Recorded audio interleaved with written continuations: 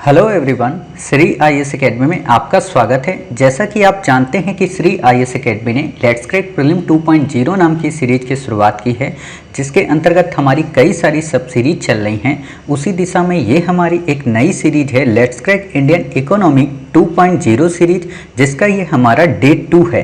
Already हमारा day 1 आ चुका है। उम्मीद है कि आपने डे 1 हमारा देखा होगा, उसमें बेसिक बातें आपने समझी होंगी।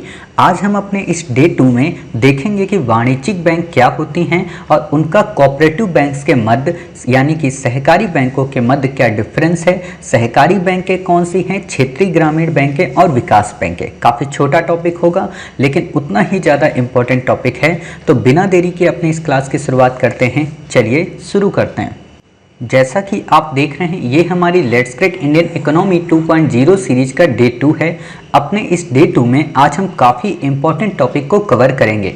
ये टॉपिक इतने ज़्यादा इम्पॉर्टेंट हैं कि 2021 और 2022 के यूपीएससी प्रीलिम में इस टॉपिक से एक प्रश्न आने की 100% चांस है। ठीक है, तो आप इसको काफ़ी ध्यानपूर्वक पढ़िएगा क्योंकि ये सारी चीज़ें करंट अफेयर्स की घटनाओं से संबंध है, लेकिन हम इसको ट्रेडिशनल से लिंक करते हुए और करंट की इम्पोर्टेंट घटनाओं को, उनके तथ्यों को इससे लिंक कर देंगे ताकि आपके अंदर जो एक समझ है वो व्यापक हो सके। ठीक है, तो हम अपनी क्लास की आज शुरुआत करते हैं इन्हीं सारी चीज़ों से कि वाणिज्यिक बैंक क्या होते हैं और कोऑपरेटिव बैंक्स क्या होते हैं। लेकिन हमने ये सोचा है कि हम अपनी आज की इस क्लास को शुरू करें इससे पहले कल हमने जो आपको पढ़ाया था उसका एक क्विक फास्ट मोड में मतलब रिवीजन करा दें, ताकि आपको आज की चीज़ें और सहज लगने लगे और आपके दिमाग में ये एक इमेज बन जाए कि हाँ, सच में आपने कल जो पढ़ा था वो वाकई में आज आपको याद है। हमने आपको क्या पढ़ाया था? हमने आपको शुरुआत में तो यही पढ़ाया था कि बेसिक रूप से बैंकों की शुरुआत कब हुई, आरबीआई का राष्ट्रीयकरण कब हुआ, एसबीआई का राष्ट्रीयकरण कब हुआ, एलआईसी का राष्ट्रीयकरण कब हुआ। राष्ट्रीयकरण का मतलब है कि गवर्नमेंट की उसमें हिस्सेदारी कितनी बढ़ गई, गवर्नमेंट ने उसको किस तरीके से रेगुलेट करने की शुरुआत की। इसी दिशा में हमने आगे कुछ बैंकों की स्थापना के बारे में बात की थी, चाहे वो अवध कॉमर्शियल बैंक की बात हो, चाहे वो पंजाब नेशनल बैंक की बात हो। फिर हमने देखा था कि एसबीआई को इंपीरियल बैंक ऑफ इंडिया के रूप में जाना जाता था। बट हमारे लिए जो इम्पोर्टेंट घटनाएं हैं या कहें हमारे लिए जो इम्पोर्टेंट शुरू होता है वो शुरू होता है बैंकिंग अधिनियम से। अर्थात जो बैंकिंग अधिनियम है 1934 का, जिसके तहत आरबीआई का गठन हुआ था, उसमें बैंकों को दो कैटेगरी में बांटा गया था। एक वो बैंक जो लिस्टेड होते हैं, आरबीआई के नियमों का जो पालन करते हैं, जो 500 करोड़ रुपए तक की पूंजी का निवेश करते हैं, जिन पर आरबीआई की मौद्रिक और साख नीति दोनों लागू होती है, वो कहलाते हैं अनुसूचित बैंक। गैर अनुसूचित बैंक वो बैंक होते हैं जो आरबीआई के इन नियमों को फॉलो नहीं करते हैं। इसी में से हमने ये भी पढ़ा था कि जो ये अनुसूचित बैंक हैं ये मोटे तौर पर 3 टाइप के होते हैं। 3 टाइप में हमने पहला देखा था कि पहला जो टाइप है वो वाणिज्यिक है, दूसरा जो टाइप है वो सहकारी या कहें कोऑपरेटिव से, तीसरा जो हमने पढ़ा था वो पढ़ा था क्षेत्रीय ग्रामीण बैंक है। हमने पढ़ा था ये जो बैंकें हैं इनको कौन रेगुलेट करता है, इनको नाबार्ड के द्वारा रेगुलेट किया जाता है। वाणिज्यिक जो बैंकें होती हैं ये भी 2 टाइप की होती हैं। इन 2 टाइप में एक बैंक होती है पब्लिक सेक्टर की बैंक और एक होती है प्राइवेट सेक्टर की बैंक। पब्लिक सेक्टर की भी जो बैंकें होती हैं उनमें भी 2 टाइप की होती हैं, एक होती है नेशनलाइज्ड बैंक और एक होती है नॉन नेशनलाइज्ड। वर्तमान में भारत में अभी कोई भी बैंक नॉन नेशनलाइज्ड नहीं है, हालांकि जब मैं वीडियो बना रहा हूं अब हो भी नहीं सकती, क्योंकि सारी बैंकों को आरबीआई ने अब एसबीआई में सम्मिलित कर दिया है जो शेष रह गए थे। ठीक है, तो ये आपका एक फ्लो चार्ट, एक माइंडसेट कवर हो गया। हमने आपको ये भी बताया था कि आरबीआई क्या होती है, हमने इसके मेंबर आपको बताए थे। हमने आपको बताया था कि आरबीआई में एक मेंबर भारत सरकार का होता है, अर्थात हम ये नहीं कह सकते कि आरबीआई का जो बोर्ड होता है, आरबीआई का जो स्ट्रक्चर होता है उसमें भारत सरकार का कोई प्रतिनिधि नहीं होता है, अर्थात उसमें भारत सरकार का प्रतिनिधि होता है। बात आती थी आरबीआई के कार्यों में, हमने पढ़ा था आरबीआई नोटों का निर्गमन करता है, हमने पढ़ा था कि आरबीआई सरकार के बैंकर के रूप में काम करता है, हमने पढ़ा था कि आरबीआई बैंकों के बैंक के रूप में काम करता है, हमने पढ़ा था कि आरबीआई विकास संबंधी कार्यों को निष्पादित करता है नाबार्ड के माध्यम से, हमने पढ़ा था कि आरबीआई विदेशी विनियमन को रेगुलेट करता है और साथ ही रुपए की परिवर्तनता पर ध्यान रखता है, हमने पढ़ा था कि आरबीआई इकोनॉमी में तरलता को समायोजित करता है, तरलता का समायोजन करता है। फिर हमने पढ़ा था तरलता का मतलब होता है मुद्रास्फीति, तरलता का मतलब होता है महंगाई, मतलब तरलता नाम एक ही है, कोई उसे टुक टुक कहता है तो कोई उसे चुन्नी मुन्नी कहता है, कोई उसे कुछ भी कहता है, लेकिन है वो एक ही चीज। इकोनॉमी की शब्दावली में अगर हम बात करें तो उसे तरलता कहते हैं, बैंकिंग की शब्दावली में उससे हम बात करें तो उसे मुद्रास्फीति कहते हैं, आम जन की भाषा में बात करें तो उसे हम महंगाई कहते हैं।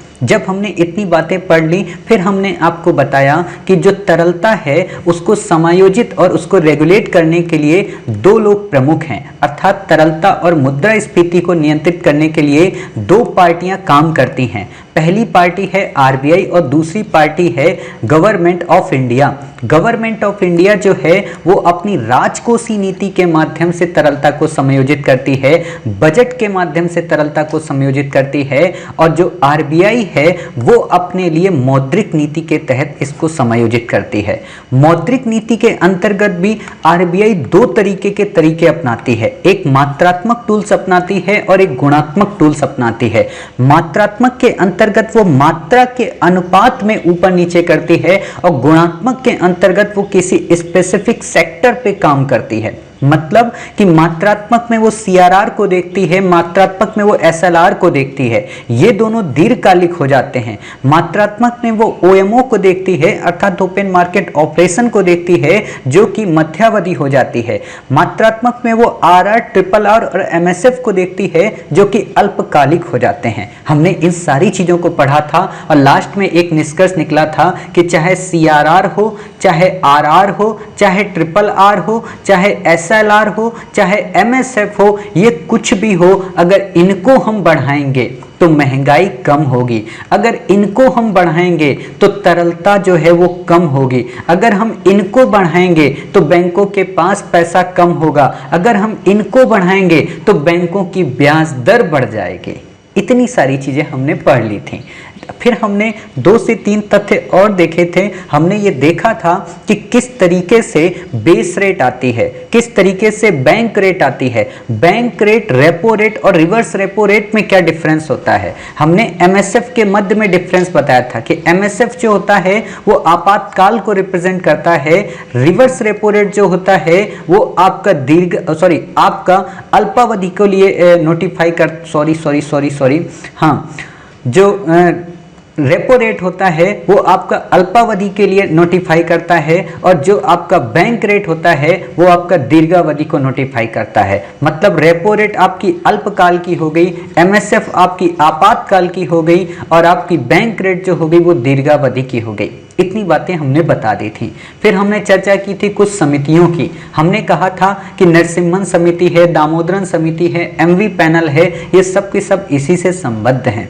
हमने फिर आपको बताया था कि आरबीआई के द्वारा 7 सेक्टर को प्राइमरी सेक्टर के रूप में डिफाइन किया जाता है, जिसमें हमने नवीन ऊर्जा की बात की थी, हमने एमएसएमई सेक्टर की बात की थी, हमने निर्यात साख की बात की थी, हमने आवास की बात की थी, हमने एजुकेशन की बात की थी, हमने एग्रीकल्चर की बात की थी, हमने कई सारे 7 सेक्टर्स की बात वहाँ पे की थी और हमने कहा था कि ये काफ़ी मोस्टली इंपॉर्टेंट टॉपिक हो जाता है। लास्ट में हमने आपको 2 बातें और बताई थी। एक हमने बताया था बेसल मानक। बेसल मानक में हमने आपको ये बताया था कि इसे बेसल स्टैंडर्ड कहते हैं और जबकि एक बेसल कन्वेंशन होती है। और यूपीएससी ने आपसे इन दोनों पे ही क्वेश्चन पूछा है कि बेसल मानक क्या होता है और बेसल कन्वेंशन क्या होती है। तो आपने ईमानदारी से बताया था कि साहब जो बेसल स्टैंडर्ड होता है वो बैंकों से संबंधित होता है। भारत में बेसल मानकों को नहीं अपनाया जाता क्योंकि भारत में ऑलरेडी आरबीआई एक केंद्रीय बैंक के रूप में अपनी नीतियों से इसे नियंत्रित करती है। फिर लास्ट में जाते जाते हमने एक और शब्द पढ़ा था कार। कार का मतलब कैपिटल एडिक्वेसी रेशियो अर्थात पूंजी पर्याप्तता अनुपात। हमने इसमें बताया था कि वो राशि जो जोखिम भारित होती है, अर्थात हमने किसी को कोई राशि दी, उस पे कितना जोखिम है मिलने और न मिलने का, उसका अनुपात कहलाता है कैपिटल एडिक्वेसी रेशियो। उम्मीद है कि हमने 8 मिनट में आपको लास्ट की 1 आवर 46 मिनट की क्लास का क्विक एंड फास्ट मोड में रिवीजन करा दिया, और हमें ये भी उम्मीद है कि आपको सारी चीज़ें संक्षिप्त में पूरी तरह से रिकॉल हो गई। तो अब उसी दिशा में हम आगे बढ़ें।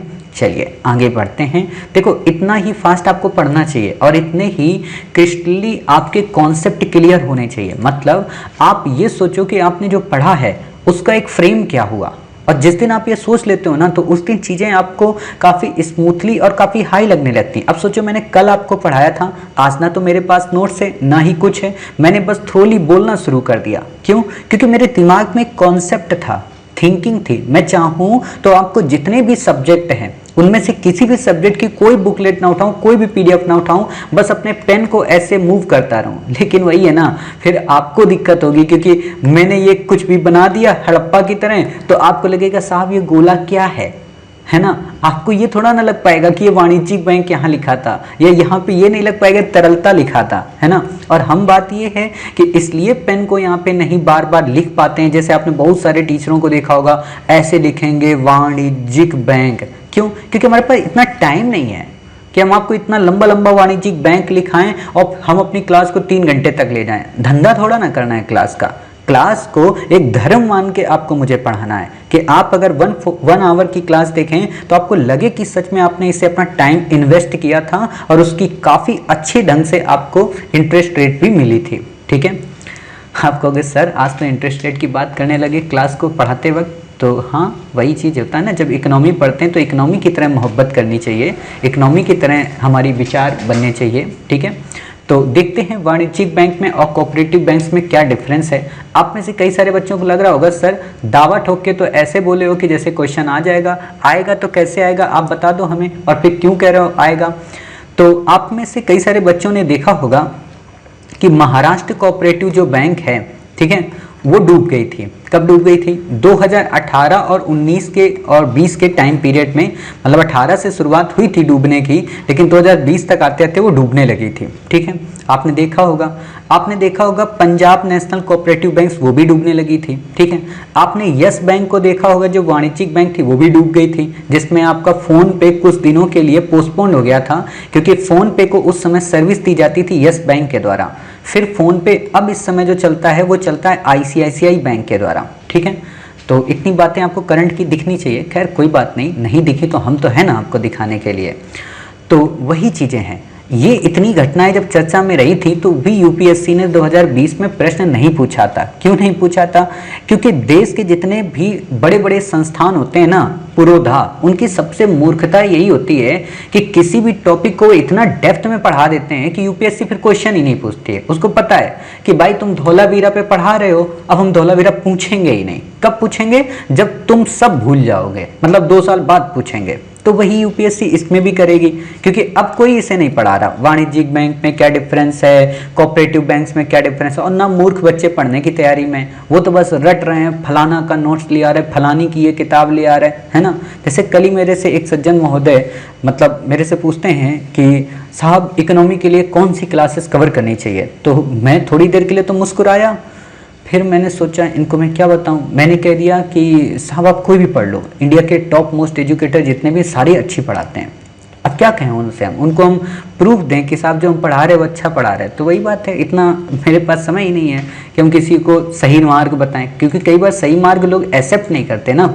वो प्रमाण, प्रत्यक्ष ही प्रमाण है, आंखों देखा हाल है, उसी चीज़ पे वो बातें करते हैं। खैर आप लोगों को बस इकोनॉमी की क्लास अच्छी लग रही है, ये मुझे सबसे अच्छा लगता है। और ख़ास बात यही है कि इकोनॉमी मैं आपको पढ़ा रहा हूँ, आप जान के आश्चर्य में रहेंगे ना कि पहले वीडियो में भी मैंने बताया था कि मुझे इकोनॉमी एक समय में बिल्कुल भी नहीं आती थी। मतलब दुनिया का सबसे ख़राब सब्जेक्ट मुझे इकोनॉमी लगता था। जैसे मेरे 2 सब्जेक्ट दुनिया के मुझे सबसे ख़राब लगते थे, एक हिस्ट्री और एक इकोनॉमी। इन दोनों से मुझे सख्त नफरत थी। और हिस्ट्री में मैंने मतलब पीएचडी कर ली और इकोनॉमी में मैं अब पीएचडी करने वाला हूँ। मतलब इतना ज़्यादा अब ये दोनों मुझे आते हैं, इतने ज़्यादा दोनों मुझे प्यारे हैं कि कोई मुझसे कहते इकोनॉमी पढ़ाओगे, हाँ सर बिल्कुल पढ़ाएंगे।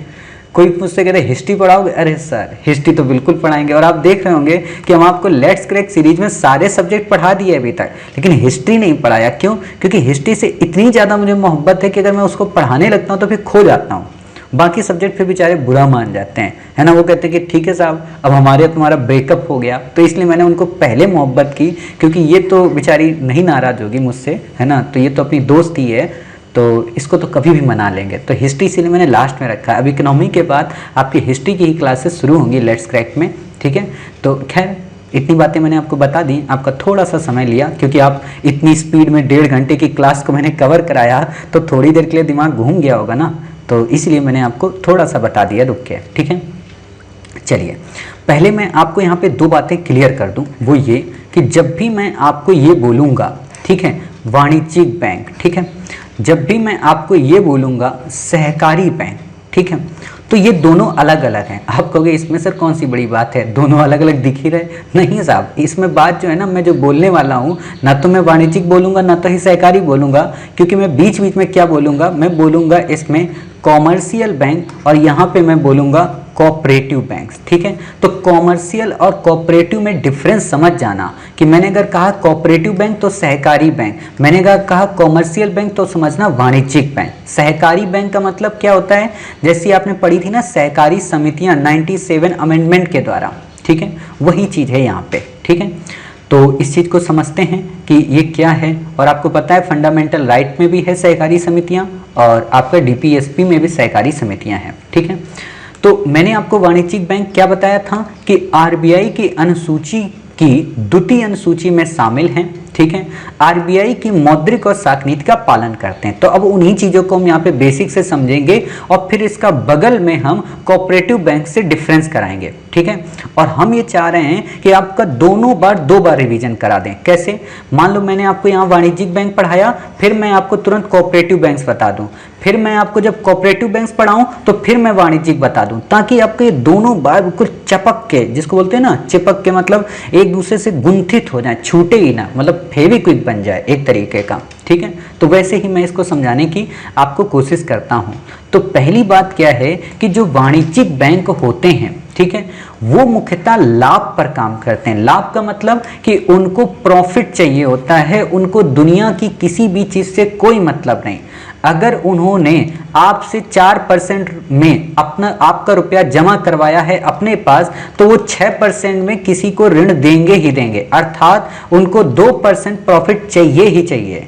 लेकिन कोऑपरेटिव जो बैंक्स होते हैं वो नॉट फॉर प्रॉफिट पे काम करते हैं। अगर उन्होंने किसी जनता से 4% पे पैसा लिया है तो दूसरी पब्लिक को 4% पे ही पैसा दे देंगे, या हो सकता है कि वो 4.25% पे पैसा दे दें। क्यों? क्योंकि वो नॉट फॉर प्रॉफिट पे वर्क करते हैं। और जब भी मैं कहता हूँ ना नॉट फॉर प्रॉफिट, जैसे मैं आप लोगों को एक बात बता दूं, जैसे मैंने आपसे कहा कि श्री आईएएस एकेडमी एक नॉट फॉर प्रॉफिट इंस्टीट्यूट है। नॉट फॉर प्रॉफिट का मतलब क्या हुआ? ऐसा तो है नहीं इसमें पैसा नहीं लगता होगा, पैसा लगता है। लाइक जैसे सर्वर का हमारा पैसा जाता है, हमारी और फैसिलिटीज का पैसा जाता है, तो वो जो पैसा होता है उसे कौन पे करता है? उसे पीपीएफ, आप लोगों की नजरों में पीपीएफ कुछ लोग बोलते हैं ना, प्रखर प्रज्ञा फाउंडेशन, वो उसे पे करता है, ठीक है। वो कहाँ से इनकम लाता है? उसका कोई अपना बिजनेस है, वहां से वो पैसा यहाँ पे सेंड करता है, यानी कि वहां के प्रॉफिट को वो यहाँ ट्रांसशिफ्ट करता है और यहाँ से कोई प्रॉफिट किसी से नहीं लेता, है ना। तो ये नॉट फॉर प्रॉफिट हो गया। तो वही चीज होती है कोऑपरेटिव बैंक्स में, मतलब कॉमर्शियल जो बैंकेज होते हैं वो प्रॉफिट पे वर्क करते हैं, लेकिन जो कोऑपरेटिव बैंक्स होते हैं वो प्रॉफिट पे वर्क नहीं करते। वाणिज्यिक जो बैंक होते हैं वो लाभ की धारणा पे प्रेरित होते हैं, जबकि सहकारी जो बैंक होते हैं वो लाभ की प्रेरणा से प्रेरित नहीं होते, ठीक है। दूसरी बात, सार्वभौमिक बैंक की तरह होते हैं वाणिज्यिक बैंक, क्योंकि ये बीमा भी देते हैं। इस लाइन का क्या मतलब? सार्वभौमिक का मतलब होता है सब कुछ, अर्थात सभी एक्टिविटी को फुलफिल करते हैं। मतलब ये शेयर मार्केट में भी पैसा इन्वेस्ट करते हैं, ये बीमा भी प्रोवाइड कराते हैं, ये आपका म्यूचुअल फंड भी प्रोवाइड कराते हैं, ये आपको एक तरीके से टाइमलाइन की सिक्योरिटी देते हैं कि आप 7 वर्ष में हमसे पैसा डबल ले लीजिए, 8 वर्ष में ये डबल ले लीजिए, ये सारी चीज़ें बताते हैं, ठीक है, तो यही सारी चीजें यहाँ पे समझने की जरूरत होती है। क्लियर इतनी बातें? तो सार्वभौमिक तरह के बैंक होते हैं और ये एक तरीके का बीमा भी देते हैं, ठीक। लेकिन बाकी जो कोऑपरेटिव बैंक्स होते हैं वो सार्वभौमिक नहीं होते, वो सेक्टर स्पेसिफिक होते हैं। सेक्टर स्पेसिफिक का मतलब अगर उनको बैंक का गठन किया गया है, मान लीजिए उनका गठन किया गया ग्रामीण सहकारी बैंक, तो ग्रामीण सहकारी बैंक का मतलब केवल गांव पे इंटेंस फोकस करेंगे। अगर उनको गठित किया गया है कृषि अवसंरचना सहकारी बैंक, तो वो केवल एग्रीकल्चर के इंफ्रास्ट्रक्चर को बिल्डअप करने के लिए ही लोन प्रोवाइड करेंगे, उसके अलावा किसी भी में नहीं। मतलब वो बीमा नहीं देंगे, ठीक है, वो बीमा नहीं देंगे, वो किसी भी तरीके का प्रॉफिट नहीं देंगे, ये सारी चीजें वो करते हैं, ठीक है। तो इतनी बातें आपको क्लियर हो गई। चलिए अब बात आती है इसमें तीसरा, क्या कि जो वाणिज्यिक बैंक होते हैं वो बैंकिंग अधिनियम की लगभग सभी धाराओं को फॉलो करते हैं। मतलब जो 1934 की जो बैंकिंग अधिनियम की जितनी भी धाराएं हैं आरबीआई के द्वारा जो बनाई गई हैं, उन सभी को फुलफिल किया जाता है वाणिज्यिक बैंकों के द्वारा। अर्थात जितनी भी कॉमर्शियल बैंकें हैं वो सब की सब बैंकिंग अधिनियम की धारा के अंतर्गत रेगुलेट होती हैं। बट कोऑपरेटिव बैंक्स के ऊपर सभी बैंकिंग अधिनियम की धाराएं लागू नहीं होती हैं, ठीक है। चौथी बात यहाँ पे कि ये पूर्ण रूप से आरबीआई के नियंत्रण में काम करते हैं, अर्थात इन पर आरबीआई का पूर्ण रूप से नियंत्रण होता है। लेकिन वहां पे कौन नियंत्रण करता है? नाबार्ड, ठीक है। तो ये बातें आपको क्लियर हो गई। फिर यहाँ पे अगला पॉइंट आता है कि इन पर आरबीआई की मौद्रिक एवं साख नीति का सीधा सा इंपैक्ट पड़ता है। मतलब आरबीआई ने अगर कहा कि सीआरआर हम 4% से 5% कर देंगे, मान लीजिए आरबीआई ने कहा कि आपको इन सेक्टर्स पे ऋण नहीं प्रोवाइड कराना है, इन पे प्रोवाइड कराना है, तो इसका इंपैक्ट डायरेक्ट देखने को मिलेगा। बट आरबीआई कोऑपरेटिव बैंक्स के मामले में साख नीति का और मौद्रिक नीति का सीधा सा इंपैक्ट नहीं डाल पाती। समझ गए इतनी बातें? अब आपको क्लियर हो गया। मैं अगर फिर से इसको एक क्विक एंड फास्ट मोड में रिवाइज करा दूं इतने सारे पॉइंट, तो आपको पता चल जाएगा। पहला कि जो कॉमर्शियल बैंक होते हैं वो प्रॉफिट पे वर्क करते हैं, जो कोऑपरेटिव बैंक्स होते हैं वो नॉट फॉर प्रॉफिट पे वर्क करते हैं, जो कॉमर्शियल बैंक होते हैं वो सार्वभौमिक बैंक होते हैं, मतलब वो बैंकों के अलावा भी, बैंकिंग कार्य के अलावा भी अन्य कार्यों को भी संपादित करते हैं, जबकि जो कोऑपरेटिव बैंक्स होते हैं वो सेक्टर स्पेसिफिक होते हैं। जो कॉमर्शियल बैंक होते हैं उन पर बैंकिंग अधिनियम की सभी धाराएं इंप्लीमेंट होती हैं, वो आरबीआई के पूर्ण नियंत्रण में होते हैं, उन पे आरबीआई की मौद्रिक एवं साख नीति का सीधा इंपैक्ट पड़ता है, जबकि कॉमर्शियल बैंक में ऐसा कोई भी इंपैक्ट देखने को नहीं मिलता, क्योंकि वो नाबार्ड के द्वारा रेगुलेट किए जाते हैं, जो आरबीआई का ही एक पेरेंट है, ठीक है। तो इतनी बातें क्लियर हो गई। चलिए अब देखते हैं अगला, इसमें कोऑपरेटिव बैंक सामान्य तौर पर क्या होते हैं, ठीक है। तो कोऑपरेटिव बैंक से लाभ के आधार पर काम नहीं करते, यानी कि नॉट फॉर प्रॉफिट होते हैं। अब देखो इजी हो गया होगा ना, अरे यार सर अब तो याद हो गया बिल्कुल पूरी तरीके से। अब यहाँ पे मैं एक बात बताऊं, जैसे मान लो मैंने यार बोल दिया है ना, आप में से कुछ बच्चों के दिल और दिमाग में चुभ गया होगा, तो वो इसलिए होता है ना कि थोड़ा सा हमें आप लोगों से प्यार मोहब्बत है ना, तो इन शब्दावलियों को थोड़ा सा हटा दिया करिए। मतलब क्योंकि हम उस इंटेंशन से नहीं बोलते जिस इंटेंशन से आप समझ जाते हैं कुछ बच्चे कि नहीं सर हमें हर्ट कर गया, हमारा दिल चुभ गया, आपने ऐसा कैसे बोल दिया, है ना। हमारा तो उद्देश्य है कि आप हैप्पी रहें, जिंदगी खुशी से अपनी गुजारें, ठीक है। कुछ निश्चित क्षेत्रों में लोगों को वित्तीय सुविधाएं ये उपलब्ध कराते हैं, इन पर बैंकिंग अधिनियम की कुछ ही धाराएं लगती हैं। अब आप देख सकते हो रिपीट हो रहा है ना, चीजें याद हो रही हैं, ठीक है। ये आरबीआई के सीधे नियंत्रण में नहीं होते, ये नाबार्ड के नियंत्रण में होते हैं, जो आरबीआई की ही एक बैंक है, मतलब पेरेंट है। इस पर साख एवं मौद्रिक नीति पूर्ण रूप से लागू नहीं होती। अब एक बात बता दीजिए भाई साहब, मैं भी चाहता तो दोनों अलग अलग पढ़ा देता, मैंने तुलना क्यों कर दी? क्योंकि यूपीएससी है बाबूजी, यूपीएससी इंडिपेंडेंट क्वेश्चन नहीं पूछती है। ऐसे नहीं पूछेगी अच्छा बाबूजी कोऑपरेटिव बैंक्स को बता दो, नाबार्ड के नियंत्रण में होती है, हाँ नंबर 1 सही, नंबर 2 इस पर साख एवं मौद्रिक नीति पूर्ण रूप से लागू नहीं होती। वो भी जानती हैं हम देश का भविष्य आपके हाथों में सौंपने वाले हैं, तो तुलनात्मक आना चाहिए। और यूपीएससी की यही खास बात है, वो तुलनात्मक ज्यादा क्वेश्चन पूछती है, लिंकिंग ज्यादा करती है। क्यों? क्योंकि जिंदगी में आपको हर एक चीज लिंक करके ही समझना है, ठीक है। ये सार्वभौमिक प्रकार के बैंक नहीं होते, ये क्षेत्र वाइज स्पेसिफिक सेक्टर काम करते हैं, इसलिए इन्हें नैरो बैंकिंग कहते हैं। आपसे अगर सिंपल सा क्वेश्चन एक कोई पूछ दे कि नैरो बैंकिंग का क्या मतलब होता है, नैरो का मतलब क्या होता है, सकरा, सकरा का मतलब छोटा, पतली पतली गलियां, ठीक है, तो नैरो का मतलब यही होता है, ठीक है, कि सेक्टर स्पेसिफिक। अच्छा आप मुझे बता दो, आईएएस का जो एग्जाम है और आईआईटी का एग्जाम है, इनमें आईएएस का एग्जाम नैरो हुआ या आईआईटी का एग्जाम नैरो हुआ? आईआईटी का एग्जाम नैरो हुआ। आईएएस का जो एग्जाम है वो नैरो नहीं है, आईएएस का एग्जाम सार्वभौमिक एग्जाम है, मतलब इसमें सब कुछ आता है, ठीक है। आईआईटी में सेक्टर स्पेसिफिक होता है, उसमें आपसे हिस्ट्री नहीं पूछेगा, पॉलिटी नहीं पूछेगा, ज्योग्राफी आपसे नहीं पूछेगा। हाँ, ज्योग्राफी का जो यूज हो सकता है वो यूरेनस मैं कह रहा हूँ, वो ब्रह्मांड को समझने में, यूनिवर्स को समझने के काम आ सकता है, ठीक है, वैसे आपसे नहीं पूछेगा, ठीक। अब ये जो कोऑपरेटिव बैंक्स होते हैं 3 टाइप्स होते हैं, राज्य स्तरीय सहकारी बैंक, जिला स्तरीय, ठीक है, और प्राथमिक साख समितियां, ठीक है। आपने देखा होगा कि आपका राज्य जो भी होगा, ठीक है, मान लीजिए आप लोग झारखंड से हैं, ठीक है, या मान लीजिए, देखो सबसे बड़ी बात यही होती है ना, हमारे देश में इस समय 28 स्टेट्स हैं, ठीक है, तो बताने में भी मुझे थोड़ा अजीब लगता है कि मैं अगर 2 लोगों का नाम ले लिया तो बाकी बच्चे बेचारे नाराज हो जाएंगे, बिहार वाले नाराज हो जाएंगे कि यार उत्तर प्रदेश का नाम क्यों ले लिया, जबकि आपको पता होना चाहिए बिहार और उत्तर प्रदेश सगे संबंधी है। तो ये समझ लो, अगर मैंने बिहार का नाम ले लिया तो उत्तर प्रदेश अपने आप आ गया, खुश हो गया, ठीक है, और बिहार का सगा संबंधी है कौन, झारखंड, तो सिंपल सी बात है, अगर मैंने झारखंड का नाम ले लिया तो बिहार आ गया और अपने आप यूपी आ गया, तो तीनों समेट गए ना, और छत्तीसगढ़ इसका पड़ोसी है। तो इतनी दोस्ती बना के रखो कि अगर मैंने एक स्टेट का नाम लिया तो 4 अपने आप सिमट गए। अब आप में से कुछ बच्चे कहेंगे तो सर फिर थोड़ी देर और आगे बढ़ जाते कि मध्य प्रदेश भी तो उत्तर प्रदेश का पड़ोसी है, वो भी आपका दोस्त हो गया, और मध्य प्रदेश का पड़ोसी राजस्थान हो गया, तो इससे अच्छा 28 के 28 एक दूसरे से जुड़ नहीं गए, आप एक ही नाम ले लो। तो यही तो समझाना चाह रहा हूँ, मैंने एक ही नाम लिया इसीलिए झारखंड, ठीक है। मान लो आप झारखंड में जाते हो, ठीक है, तो आपको मिल जाएंगे वहाँ पे झारखंड सहकारी बैंक्स, ठीक है। या आपने कई बार देखा होगा, जैसे हमारे यहाँ कई सारे जिले हैं, ठीक है, तो उन जिलों में कई प्रकार के नाम है। अब मैं ये तो नहीं बताने वाला किस जिले का कौन सा नाम है, फिर भी मैं आपको एक छोटा सा एग्जांपल देता हूँ। जैसे कि आप जाएंगे तो आपको मिल जाएगा इंदौर सहकारी बैंक, हालांकि मैं एमपी का नहीं हूँ, फिर से बता दे रहा हूँ, ठीक है। इंदौर इसलिए याद आ गया तुरंत मुँह पे, क्योंकि स्वच्छ भारत अभियान के अंतर्गत लगातार टॉप पे रह रहा है ना, और अभी ग्रीन बबल्स का इसको क्राइटेरिया मिला है, ठीक। तो वही बात है कि इसको क्या है कि इंदौर सहकारी बैंक हो गया, ठीक है। या आपने देखा होगा आपके गांव का, और एक बात और बताएं, ये जो कोऑपरेटिव बैंक्स होते हैं ना, इस पे एक और नाम आगे अब आजकल होता है क्या, जो कोई एक बड़ी बैंक होती है जो इनको गोद ले लेती है, ठीक है ना। जैसे क्षेत्रीय ग्रामीण बैंक आप अभी हम आपको पढ़ाएंगे तो वहां पे भी आपको यही चीज देखने को मिलता है। कई जगह पे मतलब इंदौर के साथ में क्या होता है, कोई बैंक भी संलग्न हो जाता है कभी कभी, लेकिन ऐसा होता नहीं है,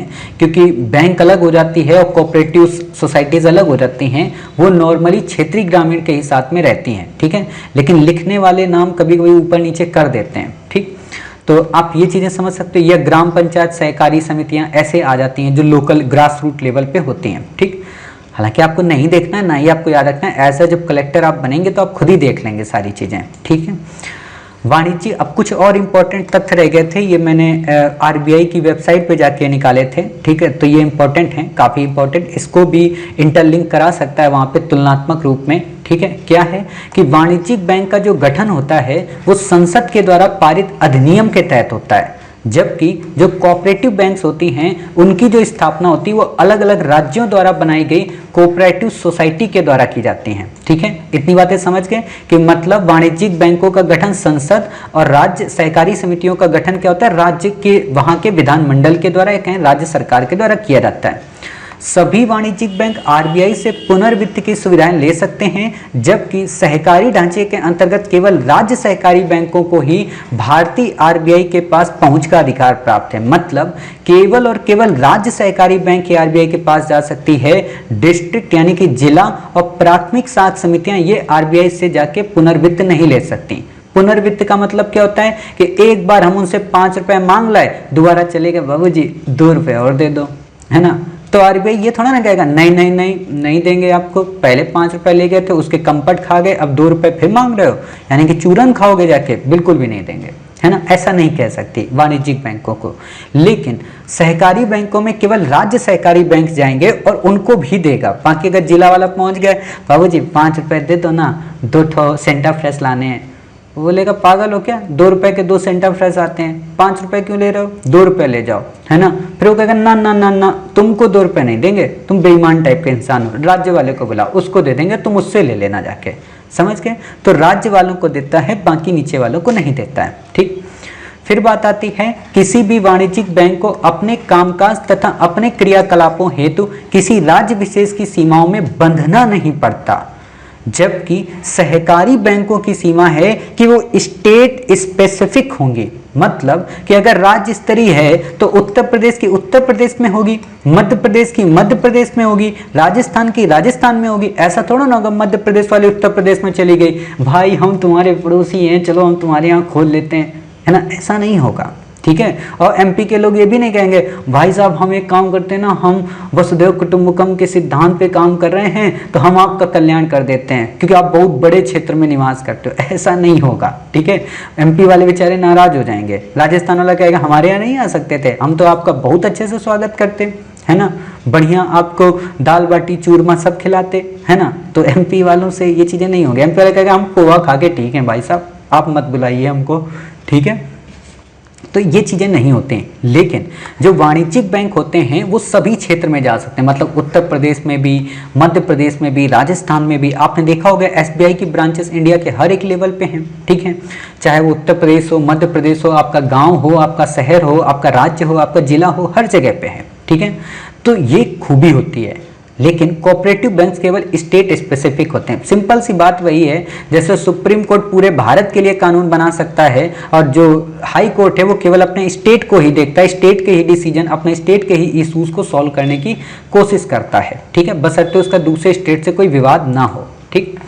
तो इतनी बातें आप समझ गए। चलिए, इतनी बातें जब समझ गए तो फिर बात आती है कि वे केवल निर्धारित क्षेत्र में ही अपना कार्य सीमित रखते हैं। मतलब जैसे मैंने अभी आपको बता दिया है ना कि राज्य वाले जो हैं केवल अपने निर्धारित सेक्टर पे ही काम करते हैं, मतलब अपनी फील्ड पे ही काम करते हैं, ठीक है। मैंने आपको समितियों के बारे में बताया था, प्राथमिक साख समितियां, तो उसमें यही है कि समितियां कोई भी बना सकता है, मतलब आप, हम, कोई भी, है ना।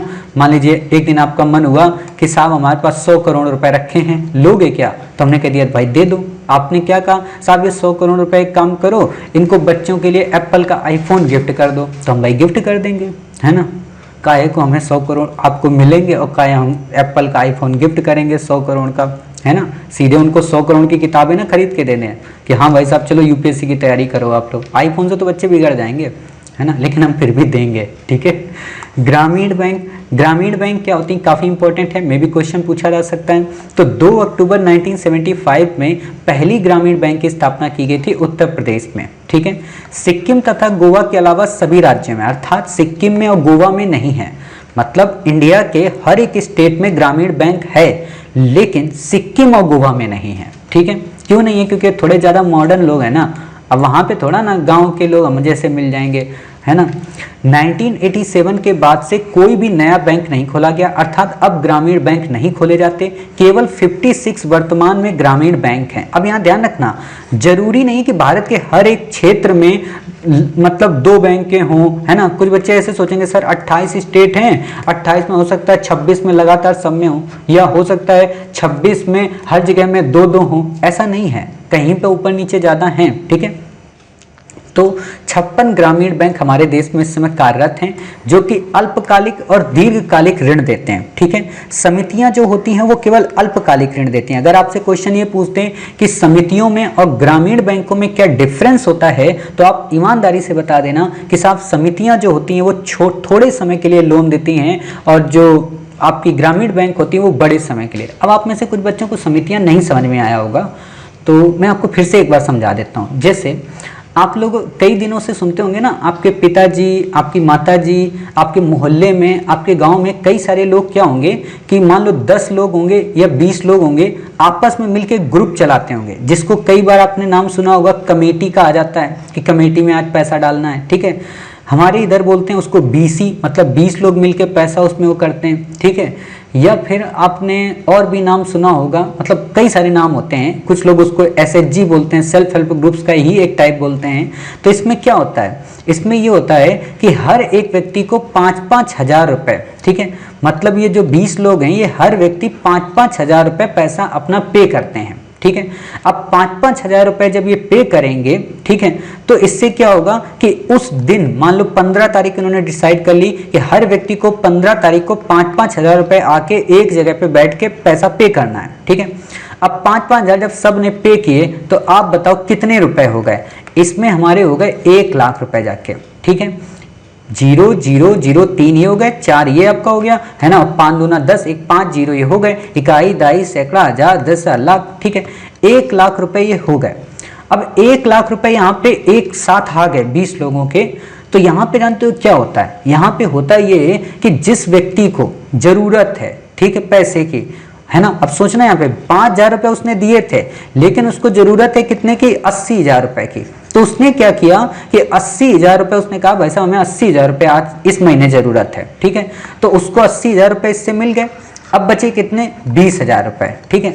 80,000 मिलने के बाद जो 20,000 बचे ना, इन 20,000 को इन सभी 20 लोगों में इक्वली डिस्ट्रीब्यूट कर दिया जाता है, मतलब सबको 1-1 हजार रुपए दे दिया जाता है, ठीक है। मतलब उसको भी मिल जाता है, 1-1 हजार रुपए सबको दे दिया गया, ठीक। अब आप एक बात बताओ, 5,000 रुपए लगाने पर, ठीक है, इनको 1,000 रुपए एक महीने का तुरंत मिल गया, मतलब इतना बड़ा इंटरेस्ट किसको मिलेगा, यानी कि 5 महीने में आपका 5,000 फ्री हो जाएगा अगर ऐसे ही कोई मिलेंगे। दूसरी चीज, जो सज्जन जिन्होंने 5,000 रुपए दिए थे उनको 80,000 रुपए मिल गए बिना कोई इंटरेस्ट पे किए, समझ गए। इसी को बोलते हैं कोऑपरेटिव्स, यानी कि सबको इसमें फायदा होता है, सब इक्वली इसमें वर्क करते हैं, ठीक है। आप मत खोल लेना, सहेलियों के बीच में भाग के चले जाएंगे, सारे के सारे पैसे डूब जाएंगे आपके, ठीक है। कि चलो सहेली, आज सर ने बताया था हम लोग भी एक कोऑपरेटिव बैंक्स खोल लेते हैं आपस में कि 5,000 तुम देना, Shri IAS academy cooperative banks, है ना। मैं सिंपल सी बात बता दे रहा हूँ, कोई भी व्यक्ति कोई भी भ्रामक विज्ञापन श्री IAS एकेडमी के किसी भी बच्चे के द्वारा अगर आपके साथ प्रचारित किया जाता है तो उसके लिए श्री IAS एकेडमी रिस्पॉन्सिबल नहीं है, और ना ही भविष्य में श्री IAS एकेडमी के द्वारा अगर कोई पैसे से रिलेटेड सूचना दी जाती है तो उसके लिए मैं जिम्मेदार नहीं हूं, क्योंकि हम पैसे की बात कभी भी नहीं करते हैं और ना ही भविष्य में कभी करेंगे, ठीक है। तो कहीं पे भी अगर पैसा आए तो एक बार हमसे पर्सनली जरूर कांटेक्ट करना कि सर ये जो मैसेज दिया गया है इसमें बोला गया है 2,000 रुपये जमा करो, 1,000 रुपये जमा करो, क्या करना है नहीं करना है, तो मैं तो पहले ही बोल दे रहा हूँ नहीं करना है, क्योंकि श्री IAS एकेडमी एक फ्री IAS एकेडमी है, ठीक है। कभी आपसे पैसा नहीं लेगी जीवन में, क्योंकि हमारा प्रण है, ठीक है। तो देखिए क्या है, भारत सरकार, स्पॉन्सर्ड बैंक, सरकार, इन तीनों के सहयोग से ग्रामीण बैंकें बनती हैं। जैसे मैंने अभी आपको कोऑपरेटिव बोला था ना, वही चीज। जैसे आपने देखा होगा कई जगह मिलता है, मुझे तो यही मिलता है अधिकांश जगह पे, बैंक ऑफ बड़ौदा सहकारी bank, sorry, bank of Baroda ग्रामीण क्षेत्रीय बैंक, ठीक है, क्षेत्रीय ग्रामीण बैंक, ठीक है। आपको कहीं पे मिल जाएगा SBI ग्रामीण क्षेत्रीय बैंक। ये क्या होता है, ये वास्तव में होता क्या है कि जो RBI होती है ना, जब इन बैंकों को बैंक बनाना होता है तो इनको एक बात कहती है कि देख भाई, आप कितनी भी ब्रांचेस अपने यहाँ खोल लो, सिटी में खोल लो, कहीं पे खोलो, लेकिन 1 से 2 ब्रांचेस आपको हर एक गांव में ओपन करनी है, मतलब 5 गांवों को मिला के, 10 गांवों को मिला के, और उसको इन्होंने बता दिया वो ग्रामीण बैंकें होती हैं, ठीक है। मतलब आपको वहां पे गोद लेना है, क्यों, क्योंकि ग्रामीण बैंकें वर्क नहीं करती। तो अगर ये बैंक आके वहां पे अपनी टीम लगा देंगे, मैनेजमेंट लगा देंगे, तो वो अच्छे से वर्क करने लगेंगी, जिससे पब्लिक का यूटिलाइजेशन हो जाएगा, ठीक है। तो इसलिए लोग गोद ले लेते हैं, इसलिए फिर अपना नाम आगे लगा देते हैं। जैसे आजकल आप देखते होंगे एक नया ट्रेंड चल गया है, पति यानी कि पत्नी जब पति से विवाह करती हैं तो क्या करती हैं कि उनका कोई भी मान लीजिए नाम हुआ, मान लीजिए उनका नाम हो गया टुक टुक, है ना, टुक टुक मान लो उनका नाम हो गया, तो उन्होंने क्या किया, पति का जो नाम होगा सर नेम, ठीक है, उसको लगा लिया कि टुक टुक, मतलब टुक टुक ना नाम रखे, हाँ, टुक टुक की डोरेमोन, है ना, टुक टुक डोरेमोन, ऐसे मान लो लिख लिया। डोरेमोन मान लो एक पुरुष हो गया जिनसे उन्होंने विवाह किया था टुक टुक ने, ठीक है, तो टुक टुक डोरेमोन लिखते हैं, है ना। कई बार तो हम भी डाउट में हो जाते हैं कि 3 दिन पहले तो इनका नाम ऐसे था, आज इनका नाम ऐसा क्यों हो गया, तो वो पता चलता है सरनेम लगा लिया, ठीक है। तो वही बात है, बैंक ऑफ बड़ौदा ने क्या किया, क्षेत्रीय ग्रामीण बैंक के आगे अपना एक नेम लगा लिया, क्योंकि इन्होंने उससे संबंध बना लिए, ठीक है। जो रूरल बैंक होते हैं, क्षेत्रीय ग्रामीण जो बैंक होते हैं, ठीक है, वो क्या होते हैं, विशेष प्रकार के वाणिज्यिक बैंक होते हैं, ठीक है। यहाँ पे खाते खोले जाते हैं, सिंपल सी बात है, खाता तो खोला जाएगा तभी तो बैंक होगा, ठीक है। निश्चित क्षेत्र पर काम करते हैं, मान लो दुग्ध के जो लोग होते हैं उन्हीं को देंगे। ग्रामीण क्षेत्र में पशुपालन का लोन देंगे, भैंसों के लिए लोन देंगे। जैसे मैं आपको एक बात बताऊं, एक बार जब मैं गया बैंक में लोन लेने, तो एसबीआई की जो मैनेजर थी उस समय, उनका नाम था सौम्या अग्रवाल। गूगल में मत सर्च करना कि सौम्या अग्रवाल कहाँ की मतलब मैनेजर हैं, ठीक है। तो सौम्या अग्रवाल जी मतलब नई लड़की आई थी वहाँ पे, तो उनको जब हमने अपना फंडा बताया, बिजनेस जब हमें स्टार्ट करना था, क्योंकि हमारे पास पैसा बहुत कम था स्टार्टअप्स के लिए, अपने बिजनेस को रन कराने के लिए। तो 2012 में हमने बिज़नेस शुरू किया था 1 लाख रुपये से। तो मुझे लोन चाहिए था, तो मैं जब गया लोन लेने, तो मैंने इनसे मैडम से कहा कि मैडम ऐसी ऐसी बात है, ऐसी ऐसी दिक्कत है और इस तरीके से हमारी समस्या है। और जब हम समस्या अपनी बताते हैं तो सामने वाला बहुत ईमानदारी से सुनता है, क्योंकि ईमानदारी वही चीज़ होती है ना, 1000 मनकों में चमकने वाला हीरा। तो ये मैडम बहुत ज़्यादा इंप्रेस हो गई हमसे, मतलब बहुत ही ज़्यादा इंप्रेस हो गई। नई लड़की थी, अभी शादी नहीं हुई थी इनकी। तो ये मतलब जब इनको मैंने बताने लगा तो ये बोली ठीक है सर, हम कल आते हैं आपके यहाँ। मैंने कहा ठीक है। तो ये अगले दिन आई हमारे यहाँ और हमसे बोलती हैं कि सर हमें ये प्रोडक्ट दे दीजिए। हमने इनको वो प्रोडक्ट दे दिया। देने के बाद इन्होंने फिर हमसे कहा कि अच्छा सर आप इस चीज़ के लिए लोन लेना चाहते हैं। मैंने कहा हाँ मैडम, मुझे ये चीज़ें सारी वर्क करानी हैं और ऐसा हमारा विज़न है और इन फ्यूचर हम ऐसा वो करेंगे। तो बोलिए अच्छा ठीक है। तो इन्होंने हमको जब लोन के बारे में बताया तो बोले कि एक काम करिए, आप अगर अपनी माता जी के नाम पे लोन लेंगे तो हम आपको 8% देंगे और इसको फ्लोटिंग रेट पे रखेंगे। फ्लोटिंग रेट पे इसलिए आप रखवाइए, आपको फ़ायदा होगा। क्यों? फ्लोटिंग वही जो आपको मैंने शायद आपको करंट अफेयर्स में मैंने पढ़ाया है कि मान लीजिए आरबीआई जिस हिसाब से पॉलिसी रेगुलेट करती, मान लो अगर आरबीआई ने कभी सीआरआर कम कर दिया तो ये फ्लोटिंग रेट के अंतर्गत कभी 8% है तो कभी 7 हो जाएगी, कभी 6 हो जाएगी, है ना, कभी 8.5 हो जाएगी, ऐसा मतलब। तो इन्होंने बोला कि फ़ायदा आपको ज़्यादा होगा, आरबीआई कम ही करेगी क्योंकि वो सीजन ऐसा चल रहा था। तो इन्होंने कहा ठीक है, फ्लोटिंग मैंने करा लिया इनसे। तो इन्होंने मेरी माँ के नाम पे मतलब लोन दे दिया, काफ़ी ज़्यादा पैसा। और हुआ क्या कि हम इनको हर 30 तारीख को पैसा, एक जो इनका निश्चित अमाउंट होता था 20 से 25-30 हज़ार रुपये का, वो इनको पे करते रहते थे। जो लोन हमें 4 साल में पे करना था वो हमने इनको लोन 1.5 साल में ही पे कर दिया। ठीक, अपने बिजनेस से इतनी क्विक एंड फास्ट किया। और फिर जब सेकेंड टाइम गए तो इन्होंने हमसे कहा कि सर आपने तो बड़ा quick and fast loan pass कर दिया।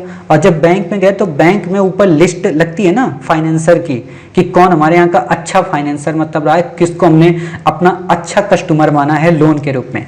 तो टॉप में हमारी माता जी का नाम था कि ये एक ऐसे पर्सन है जिनका हर 30 तारीख को एक निश्चित अमाउंट आ जाता था और एक्स्ट्रा ही आता था। मतलब उनका होता था 28,000 कुछ और हम उनको देते थे 30,000 ताकि हमारा जल्दी लोन पड़ जाए। और 4 साल का लोन था, हमने 1.5 साल का लोन दिया। फिर उन्होंने हमसे कहा कि आप हमसे 10 करोड़ का लोन ले सकते हैं।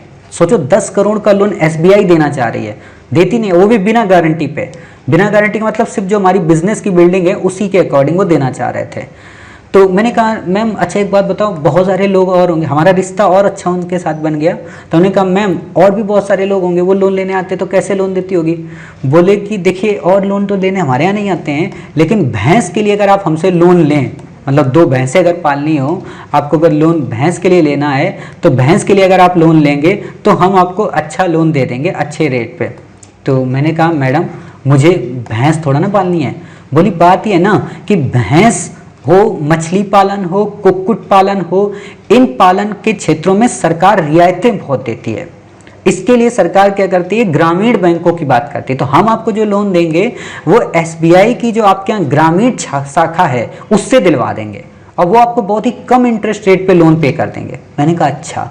तो वही बात यहाँ पे थी, ठीक है, कि कुक्कुट पालन मतलब जो मुर्गी उर्गी पालन होता है, मछली पालन, इसके लिए सरकार बहुत सस्ते रेट पे लोन देती है ताकि इकोनॉमी को काफ़ी प्रॉस्पर बनाया जा सके और एक्सपोर्ट को काफ़ी ज़्यादा बढ़ावा दिया जा सके और भारत में जो रोजगार है उसको डेवलप किया जाए। जो लोग ये कहते हैं ना सरकार रोजगार नहीं दे रही, सरकार बेरोजगार, मूर्ख हैं वो बच्चे बेरोजगार वाले। भाई सरकार सबको रोजगार नहीं दे सकती ना, सिंपल सी बात है। सरकार 130 करोड़ आबादी को रोजगार नहीं दे सकती। ये आपकी रिस्पॉन्सिबिलिटी है कि आप खुद का अपना रोजगार खोल लो। हमने खोल तो लिया, मान लो बेरोजगार ही है एक तरीके से, हालांकि हम बेरोजगार नहीं है, ठीक है। कई बच्चे सोचते हैं कि हम यूट्यूबर है, यूट्यूबर नहीं है, हमारा धंधा दूसरे से चलता है, ठीक है। तो वो करने के बाद ही हम आपको पढ़ाते हैं, ठीक। तो वही चीज़ है कि हम अपना खुद का क्यों ना खोल लें कुछ, हम खुद ही रोजगार दे दें 10 लोगों को, 50 लोगों को कंपनी में रख लें, वो अच्छी चीज़ होती है। लेकिन वही है ना, आलस्यम ही मनुष्याणाम शत्रु, आलस्य करना है इसलिए ऐसा होता है, ठीक है। तो निश्चित क्षेत्र पर ही काम करते हैं। ग्रामीण वित्तीय समावेशन इसका उद्देश्य होता है।